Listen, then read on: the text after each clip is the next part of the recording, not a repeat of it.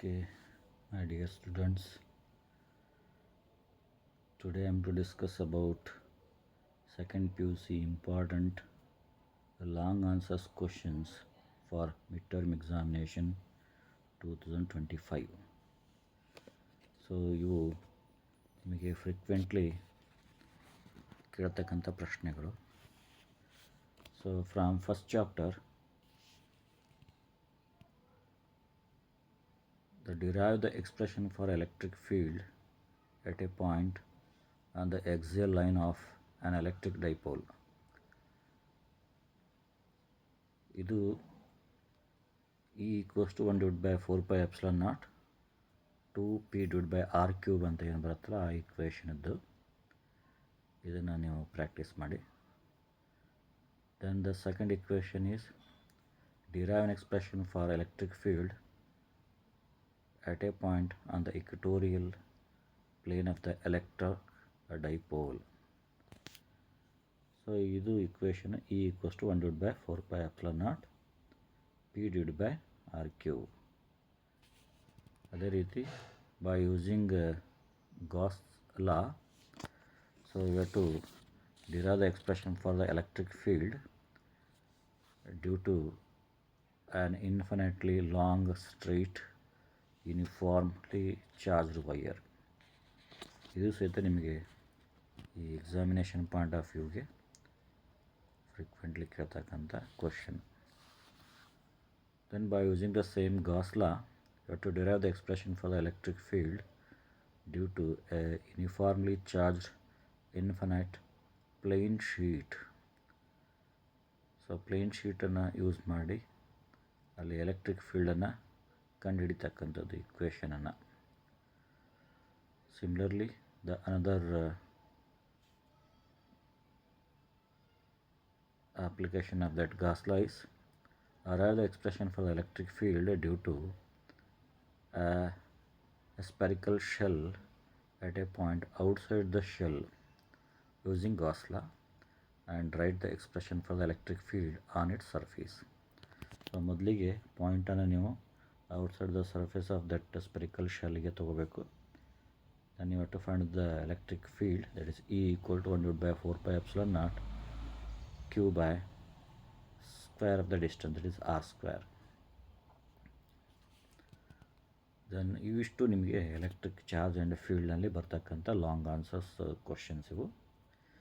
ಇನ್ನು ನೆಕ್ಸ್ಟ್ ಬಂದು electric potential and ಕೆಪಾಸಿಟರ್ನಲ್ಲಿ derive the expression for the electric potential at a point due to an isolated charge ಅಥವಾ due to a point charge. ಅಂದರೆ V equals to 1 divided by 4 pi epsilon naught charge by distance, that is r, q by r. Then the next equation is, that is derive an expression for the electric potential due to an electric dipole. ಇದು ಸ್ವಲ್ಪ ಪ್ರಶ್ನೆಯಲ್ಲಿ ಕೇಳಿದ್ರಲ್ಲಿ ಕಡಿಮೆ ಆದರೂ ಸಹಿತ ನೀವು ಇದನ್ನು practice ಮಾಡಿ. ಇನ್ನು ನೆಕ್ಸ್ಟ್ ಬಂದು define capacitance of capacitor, arrive at the expression for the capacitance of parallel plate capacitor. ಇದು ಸಹಿತ ನಿಮಗೆ ಬಹಳ ಸಲ ಕೇಳುವಂಥ ಪ್ರಶ್ನೆ. ಇಲ್ಲಿ ನೀವು ಪ್ರಶ್ನೆಯನ್ನು ಅರ್ಥ ಮಾಡ್ಕೋಬೇಕು. That is the capacitance of parallel plate capacitor ಅಂದರೆ C equals to epsilon naught A divided by D.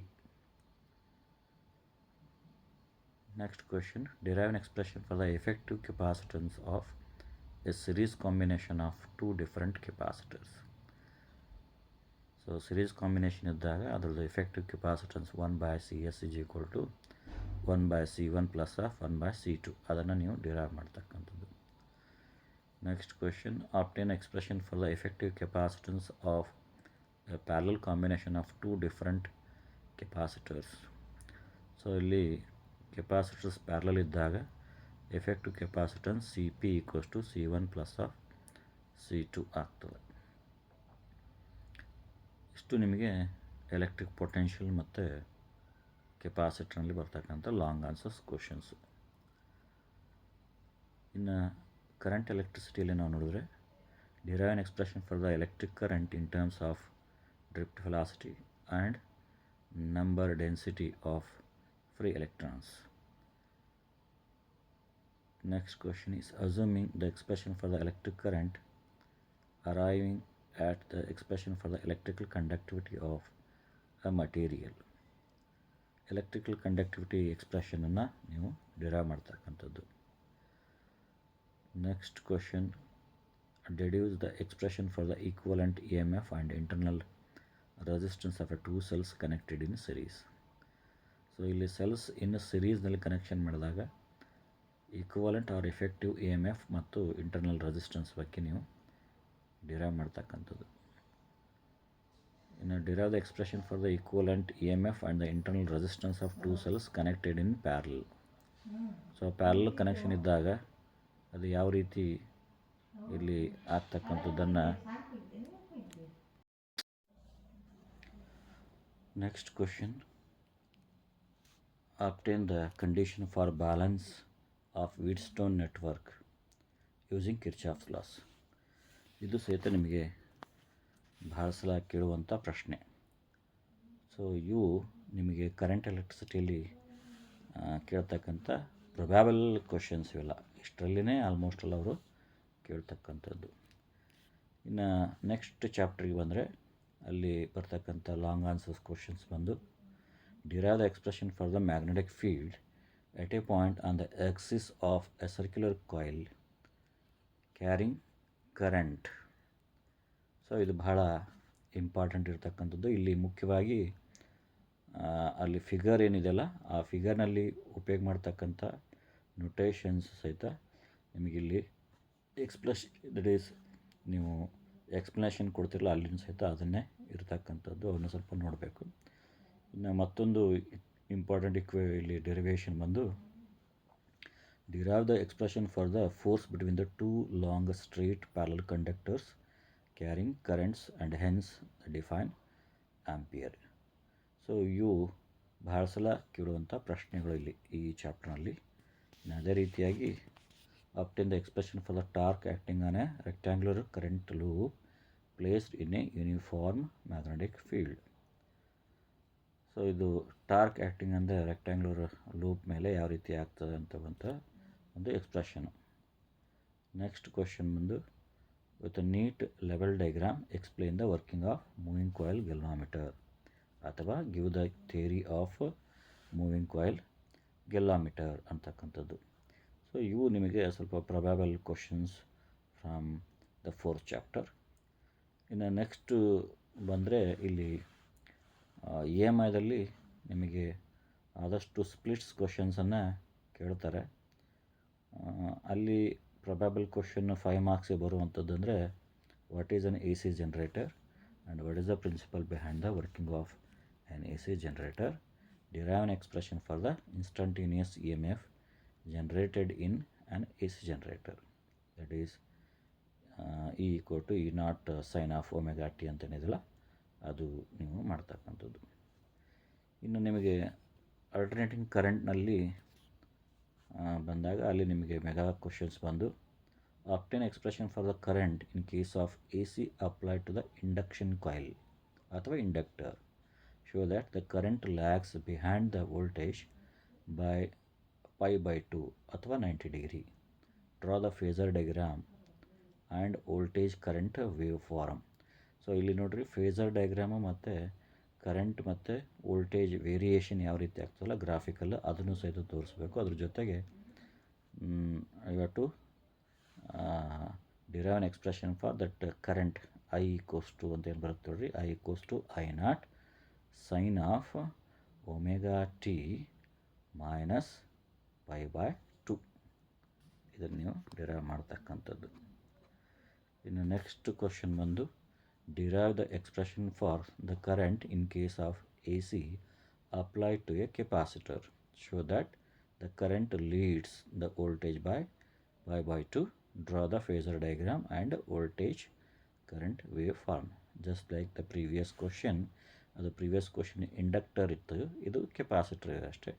ಇಲ್ಲಿ ನೀವು ಕರೆಂಟ್ ಲೀಡ್ಸ್ ದ ವೋಲ್ಟೇಜ್ ಅಂತ ತೋರಿಸ್ಬೇಕು. ಅಂದರೆ I is equal to I naught sine of omega t plus pi by 2 ಅಂತ ಬರುತ್ತೆ. ಅದನ್ನು ನೀವು ಶೋ ಮಾಡಿಬಿಟ್ಟು then you have to draw the phasor diagram and also the wave forms. Next question ಇಲ್ಲಿ ಬರೋದು derive an expression for the impedance and hence the current of LCR series circuit connected to the AC using phasor diagram. So ಅಂದರೆ ಇಲ್ಲಿ phasor ಡಯಾಗ್ರಾಮನ್ನು use ಮಾಡಿ LCR ಸರ್ಕ್ಯೂಟದ್ದು phasor diagram use ಮಾಡಿಬಿಟ್ಟು so you have to derive the expression for the impedance that is Z is equal to square root of R square plus XL minus of XC square if XL means VL is greater than VC, ಅಥವಾ Z is equal to square root of R square plus of XC minus of XL square when VC is greater than VL. So ಈ ರೀತಿ ಇಲ್ಲಿ ಬರ್ತಕ್ಕಂಥ ನೀವು ಇವು probable questions. So ಅಂದರೆ most of the time they are asking about the same questions, repeated questions in annual examination as well as mid term examination which are related to these chapters. So ಅದಕ್ಕೆ ನೀವು ಇಲ್ಲಿ ಮುಖ್ಯವಾಗಿ first chapter, second chapter, third and fourth chapter ಏನಿದಾವಲ್ಲ ಇವನ್ನ ಜಾಸ್ತಿ practice ಮಾಡಿಬಿಡಿ. So ಆಟೋಮೆಟಿಕ್ಕಾಗಿ ನಿಮಗೆ ಮಿಡ್ ಟರ್ಮ್ಗೆ ಹೆಲ್ಪ್ಫುಲ್ ಆಗುತ್ತೆ, ಅದ್ರ ಜೊತೆಗೆ ಆ್ಯನ್ಯುವಲ್ ಎಕ್ಸಾಮಿನೇಷನ್ ಸಹಿತ ಭಾಳಷ್ಟು ಹೆಲ್ಪ್ ಆಗ್ತದೆ. ಸೊ ಈ ರೀತಿ ನೀವನ್ನ ಪ್ರಾಕ್ಟೀಸ್ ಮಾಡಿದ್ರೆ ಈ ಒಂದು ಪಾರ್ಟ್ನಲ್ಲಿ 15 ಮಾರ್ಕ್ಸು ಗ್ಯಾರಂಟಿ ಆಗೋತಕ್ಕಂಥ ಚಾನ್ಸಸ್ಸು ಇರುತ್ತೆ. ಓಕೆ, ಸೊ ನೀವೆಲ್ಲ ಇದೇ ರೀತಿ ಪ್ರಿಪೇರ್ ಮಾಡಿ. ಇದ್ರ ಜೊತೆಗೆ ಉಳಿದಂಥ ಎಲ್ಲ 3 ಮಾರ್ಕ್ಸ್ ಇರ್ಬೋದು, 2 ಮಾರ್ಕ್ಸ್ ಇರ್ಬೋದು, ಆಮೇಲೆ ಪ್ರಾಬ್ಲಮ್ಸ್ ಇರ್ತಕ್ಕಂಥದ್ದು MCQ ಮತ್ತು FIB ಅವನ್ನೂ ಸಹಿತ ನೀವು ಎಲ್ಲ ಥರೋಲಿ ಓದ್ಕೊಳ್ರಿ, ಪ್ರಿಪ್ರೇಷನ್ ಚೆನ್ನಾಗಿ ಮಾಡಿ.